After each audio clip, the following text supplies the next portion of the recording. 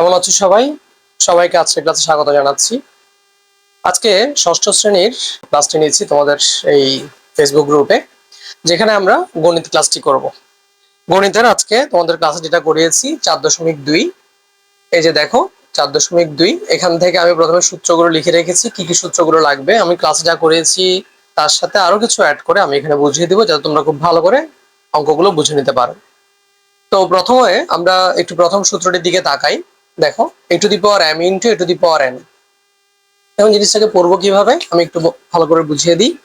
a to the power m, a to the power m, যেখানে এই জিনিসটা হলো বেস, মানে হলো ভিত্তিক।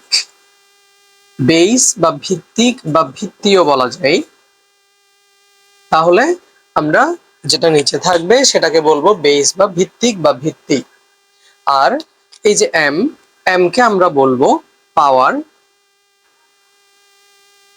অথবা তুমি এটাকে ঘাত বলতে পারো, অথবা তুমি এটাকে শক্তি সূচক বলতে পারো, অথবা তুমি এটাকে মাত্রা বলতে পারো, অথবা তুমি এটাকে শক্তিও বলতে পারো। তাহলে আমি প্রথম যে জিনিসটা বুঝলাম সেটা হচ্ছে a to the power m, a to the power m, যেখানে a হলো বেস, m হলো পাওয়ার, a হলো বেস, m হলো পাওয়ার।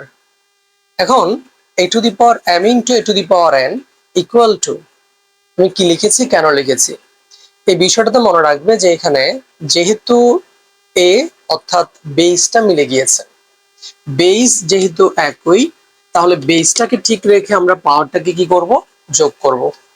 সূত্রগুলো জানতে পারলে, বুঝতে পারলে অঙ্কগুলো করতে আমাদের কোনো সমস্যা হবে না। তাই সবসময় সূত্রগুলোকে ভালো করে জানতে হবে।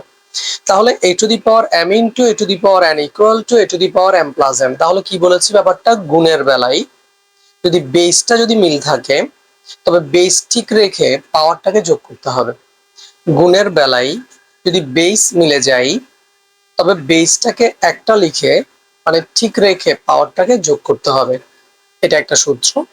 এরপরে আরেকটি সূত্র তোমাদেরকে জানিয়ে রেখেছি, সেটা হলো যদি এই বেস এর উপর একটি পাওয়ার থাকে, তার উপর যদি আরেকটি পাওয়ার থাকে, অর্থাৎ পাওয়ার টু দি পাওয়ার আরেকটি পাওয়ার, এরকম যদি হয়, তবে বেসটিকে ঠিক রেখে পাওয়ার দুটিকে গুণ করতে হয়। m ইন্টু n সমান mn।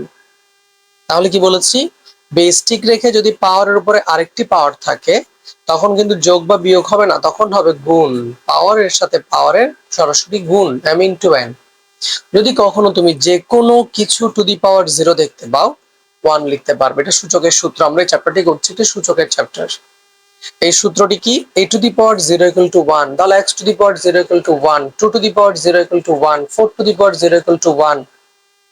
এরপর একটু জিনিস শিখে রাখি, a স্কয়ার দেখতে পাচ্ছি, এর মানে হলো a into a plus a নয়, a প্লাস a হলো 2a, a প্লাস a যদি কোথাও দেখি সেটা হবে 2a, R a into a যদি কোথাও দেখি সেটা হবে a স্কয়ার। আর এটা যদি আমি এটার সূত্র দিয়ে বুঝাই, এটার উপরে একটা কিছু নাই মানে 1 আছে, এটার উপরে কিছু নাই মানে একটা 1 আছে, তখন a ঠিক রেখে তুমি সেই পাওয়ার দুটি যোগ করলে সেটাও তুমি a টু দি পাওয়ার 2 পাও। আর a কিউব মানে 3টি a এর গুণফল, a কিউব মানে 3টি a এর গুণফল। আশা করছি তোমরা সূত্রগুলো সবাই বুঝেছো। চলো আমরা এগুলোর মাধ্যমে অঙ্কগুলোতে চলে আসি, 4.2 তে চলে আসি। দেখো 1 নম্বরের x to the power 3 into x to the power 7 into x to the power 7। তাহলে এখানে এই দুটি গুণের মধ্যে x হচ্ছে বেস, 3 আর 7 হচ্ছে পাওয়ার। যেহেতু বেসটা মিলে গিয়েছে, আমরা তাহলে এই সূত্র অনুসারে কি লিখতে পারছি, বেসটাকে ঠিক রেখে পাওয়ার দুটিকে যোগ, অর্থাৎ x টু দি পাওয়ার কত হবে, 10। বেস ঠিক রেখে পাওয়ার দুটিকে যোগ। তারপর a to the power 3 a into a to the power 5। 2 নম্বর আসো, a to the power 3 a into a to the power 5।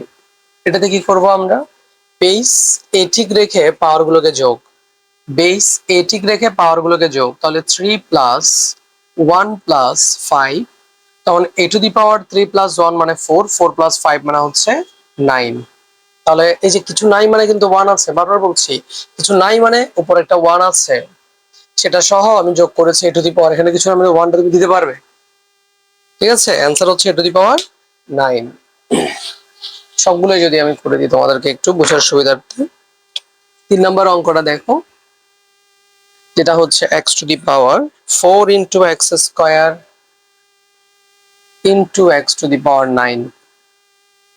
তাহলে এখানেও দেখো বেস কিন্তু এক্স, তাহলে বেসটাকে ঠিক রেখে পাওয়ার গুলো সব যদি যোগ করে দাও, 4 দিয়ে 6, 9 আর 6 হচ্ছে 15, মানে এটাই অ্যান্সার। ঠিক আছে, সহজ, এগুলো এমসিকিউতে বেশি আসে সাধারণত, তোমাদের ক্ষেত্রে 1 নং প্রশ্ন আসতে পারে সৃজনশীলের 1 নং এ। তারপরে যেমন 4 নম্বর অঙ্কটা দেখো, m into M square into n cube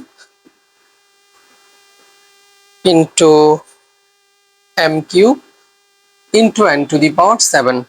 এটাকে কি করতে হবে জানো? এটা হচ্ছে আমরা m গুলোকে সব একসাথে নিয়ে আসবো, n গুলোকে সব একসাথে নিয়ে আসবো। তাহলে এই যে m স্কোয়ার এবং m কিউব, এগুলোকে একই জাতীয় গুলোকে, সিমিলার গুলোকে, একই বেসটাকে টার্গেট করার জন্য তাদেরকে একসাথে নিয়ে আসলাম। আবার n বেসকে টার্গেট করে n কিউব আর n⁷ কে একসাথে নিয়ে যাও। এবারে দেখো এখানে সব বেস হচ্ছে m, তাহলে আমি একই বেস ঠিক রেখে গুণের বেলায় পাওয়ার গুলো যোগ করতে পারি। এখানে কিছু নাই, মানে 1 আছে, 1 + 2 + 3, এখানে n⁻3 + 7, তাহলে m⁻3 দিয়ে 5, 5 এর একে কত 6, আর n⁻, সাথে দিনে কত 10, গুণটা এখানে দিই নাই, ইনটু ডট আছে, কিছু নাই মানে একটা ডট আছে, ডট মানে ইনটু বোঝাচ্ছে। তাহলে m ঠিক রেখে এগুলো যোগ করেছি, n ঠিক রেখে যোগ করেছি, মাঝখানে ইনটু আছে, এটাই অ্যান্সার। এখন অনেকে বলতে পারে স্যার দুটো যোগ করে দেন, কিন্তু m আর n তো ভিন্ন বেস, ওটা তো যোগ হবে না। যদি একই বেস হতো একটা লিখে যোগ করতে পারতাম, এখন যেরকম আছে এরকম, কোনো চেঞ্জ করা যাবে না। এরপরে আমরা যদি 5 নম্বরটা দেখি, 3a4b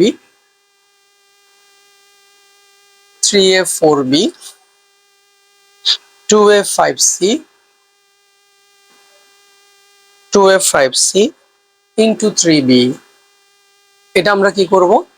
এখানে আমরা সকল সংখ্যাগুলোকে যদি একসাথে নিয়ে আসি, যেমন দেখো এই যে 3, 4, 2, 5, 3, সকল সংখ্যাগুলোকে সব একসাথে সামনে নিয়ে আসলাম। গুণের বেলায় আমরা a ইন্টু b লেখা যে কথা, b ইন্টু a লেখা কি কথা। তাহলে আমি b কে আগে আনলো, গুণফল যা হবে, b কে পরে রাখলো, এর সাথে গুণফল তাই হবে। সেভাবেই আমি সব সংখ্যাগুলোকে সামনে নিয়ে আসলাম। ইন্টু a আছে কয়টা? 2টা, একসাথে রাখলাম। b আছে কয়টা? 2টা, একসাথে রাখলাম, এবং একটা c আছে। এবারে গুণফল করে ফেলি। দেখো 5 3 5 15, 15 দুগুণে 30, 3 30 90, 90 আর 4 কত? 4 নং 36, 360 ইন্টু a⁻, দেখো কিছু নাই মানে 1, কিছু নাই মানে 1, তাহলে বেস তো মিলে গেল। তাহলে a⁻ কি হবে? 1 + 1।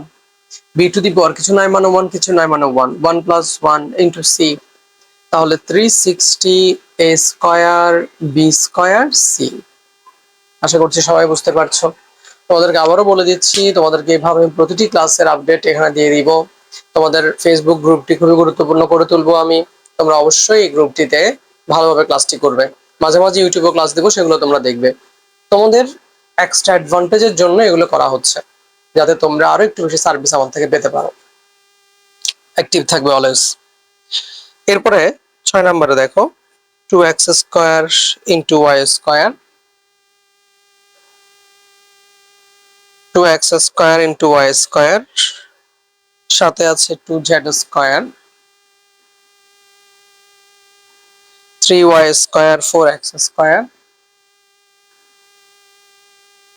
তাহলে আমরা দেখো এবার কি করতে পারি, আমরা এখান থেকে সকল সংখ্যাগুলোকে আগের মতন করে একসাথে নিয়ে আসতে পারি। 2 ইন্টু 3 ইন্টু 4 ইন্টু এই যে x² into x² into y² into y² into z²। তাহলে এবার 3 4 12, 12 দুগুণে 24, 24 দুগুণে 48, 3 4 12, 12 দুগুণে 24, 24 দুগুণে 48 ইন্টু এক্স টু দি পাওয়ার, এটা কি হবে দেখো তো, 2 + 2, ওয়াই টু দি পাওয়ার কি হবে বলো তো, বেস ঠিক রেখে পাওয়ার দুইটাকে যোগ, ইন্টু জেড স্কোয়ার। তাহলে 48 X to the power 4, Y to the power 4, Z square. বুঝতে পেরেছো কিনা দেখো, সব একই রকম, সব একই রকম, যে বেস ঠিক রেখে রেখে আমরা পাওয়ার যোগ করছি, এই সূত্রটা অ্যাপ্লাই করছি, শুধু 1 নম্বর সূত্রটা অ্যাপ্লাই করছি সব সময়। দেখো অঙ্কগুলো করার ক্ষেত্রে তোমরা, আমি যেখানে যেখানে বোঝাচ্ছি বোঝানোর পরে পজ করে সেটা দেখবে, যদি কোনো কিছু কম বুঝতে পারো আবার একটু পিছনে টেনে দেখবে, তাতে তোমাদের বোঝাটা ক্লিয়ার হয়ে যাবে। যেমন সঠিক উত্তরটি লেখো বলেছে, সেখানে 4 এর 1, 4 এর 2, যে অঙ্কগুলো আছে 4 এর 1 তোমরা পারবে। 4 এর 2 নাম্বারটা দেখাই, 4 এর 2 a to the power 3 plus a to the power -3 into আকারে করতে বলেছে। তাহলে a টু দি পাওয়ার কি হবে বলো, বেস ঠিক রেখে পাওয়ার দুটিকে যোগ করতে। পাওয়ার গুলো কি, একটা 3 আর একটা -3। আমি সবসময় খেয়াল করবে, আমি দুটি চিহ্ন পরপর বসলে কিন্তু ব্র্যাকেট দিচ্ছি, দুটি চিহ্ন পরপর বসলে ব্র্যাকেট দিচ্ছি, ব্র্যাকেটটি দিতেই হবে, না হয়তো তোমার অঙ্কটা ভুল হবে। ঠিক আছে, তাহলে a to the power 3 plus a minus 3, a to the power কি হবে 0, আর কি বলেছিলাম a টু দি পাওয়ার 0 মানে 1, তাহলে এর উত্তর হচ্ছে কি 1। বুঝতে পেরেছো কিনা দেখো, বুঝতে পেরেছো কিনা দেখো, না বুঝলে আবার টেনে দেখবে, কারণ আমি বুঝিয়ে ফেলেছি অলরেডি, তুমি বারবার বুঝতে পারো প্রয়োজনে। প্লাস মানে যে -3 থেকে 3 বিয়োগ করলে কত 0, আর যে কোনো কিছু টু দি পাওয়ার 0 মানে কিন্তু 1, এই যে সূত্র আকারে লিখে দিয়েছি। এরপর 3 নাম্বারটা দেখো, সঠিক উত্তর 4 নাম্বার, যেগুলো তোমাদেরকে আজকে কাজ দিয়েছে ওগুলো করে দিচ্ছি। 5x square 4x to the power 4, 5x square 4x to the power 4, কি করব এখানে দেখি বলো, সংখ্যাগুলো আগে নিয়ে আসি। 5 ইন্টু 4, আর ওদিকে x স্কয়ার আর x টু দি পাওয়ার 4, সবই গুণ, তাই গুণ আকারে তাদেরকে লিখতে হবে। এবারে 4 5 কত 20 ইন্টু x টু দি পাওয়ার, গুণের বেলায় কি শিখিয়েছিলাম, বেস ঠিক রেখে পাওয়ারটা যোগ করে দাও, 2 + 4 20 x টু দি পাওয়ার 6। অঙ্কগুলো সহজ না, একই সূত্রের মাধ্যমে বারবার হচ্ছে, কিন্তু যোগ বিয়োগের ক্ষেত্রে একটু খুব সাবধানে করতে হবে যাতে ভুল হয়ে না যায়। তারপরে যেমন এর পরবর্তী অঙ্কটা, x এর সূচক কোনটি বলছে। হ্যাঁ, x to the power 5 into x to the power 4, x এর সূচক কোনটি, যেমন 4 নম্বরে বলছে x to the power 5 into x to the power 4, x এর সূচক, x এর সূচক হচ্ছে এখানে 9। আমি 9 কিভাবে দিয়েছি, 5 আর 4 যোগ করলে কত 9, x টু দি পাওয়ার 5 + 4 = 9, তাহলে x এর সূচক হচ্ছে 9, সূচকটা হচ্ছে উপরেরটা যে লিখে দিয়েছিলাম মাত্রা, মনে আছে প্রথমে। তারপরে এততে এই সূচক কোনটি, 5 নাম্বার, 5 নম্বরে কি বলছে দেখো, 5 নম্বরে কি বলছে দেখো, 5a to the power 3 into a to the power 5, এদের সূচক 5 তো 5 এর জায়গায় রয়ে গেল, into a to the power 3 a to the power 5 কে একসাথে করো, দেন দেখা যাচ্ছে a to the power 3 plus 5, 5 a to the power 8, তাহলে এর সূচক কত 8, a টু দি পাওয়ার 8 ই আছে, এখানে 5 তো একা, a টু দি পাওয়ার 8, তাহলে এর সূচক হচ্ছে 8, এর সূচক হচ্ছে 8। আশা করছি সবাই বুঝতে পেরেছো জিনিসটা। এবং আমরা এখান থেকে 4.2 থেকে আমরা যে অঙ্কগুলো করেছি সেগুলোর মাধ্যমে এর পরবর্তীতে আমরা আরো কিছু অঙ্ক করব। আজকে আমরা এতটুকু পর্যন্ত রাখি। 4.2 এর 1 নং সবগুলো অঙ্ক করিয়েছি এবং 4 নং এর সবগুলো করিয়েছি। তোমরা এর সাথে মিল রেখে কিছু উদাহরণ থেকে করে নিবে, কাজ থেকে করবে তোমরা সরল অঙ্ক 1 2 3, তারপরে তোমরা উদাহরণ থেকে করবে উদাহরণ 9 এর 3টা অঙ্ক, উদাহরণ 10 এর 1 2, 8 নং এর সরল অঙ্ক 1 2 3, এই অঙ্কগুলো তোমরা করে ফেলবে। আবারও বলছি তোমরা কি কি করবে, 8 নং এর সরল অঙ্ক 1 2 3 এগুলো তোমরা ক্লাসের পর, আমি কাল শনিবারে দেখবো এগুলো। 9 নং এর পড়া 1 2 3, 10 নং এর উদাহরণ 10 এর 1 2, এর পরবর্তীতে উদাহরণ 11 এর 1 2, কাজের 1 2 3 এবং অনুশীলনী 1 এবং অনুশীলনী সঠিক উত্তর 4 এর সবগুলো। এই পড়াটা আজকে পড়ার মাধ্যমে তোমরা করে নিতে পারবে। তাহলে আজকের ক্লাসটা এতটুকুই থাকুক, আগামী ক্লাসে এই অধ্যায়টি শেষ করে দেবো, এর পরবর্তী নতুন অধ্যায়ে যাবো। ভালো থেকো সবাই, ধন্যবাদ সবাইকে, দেখা হচ্ছে পরবর্তী ক্লাসে।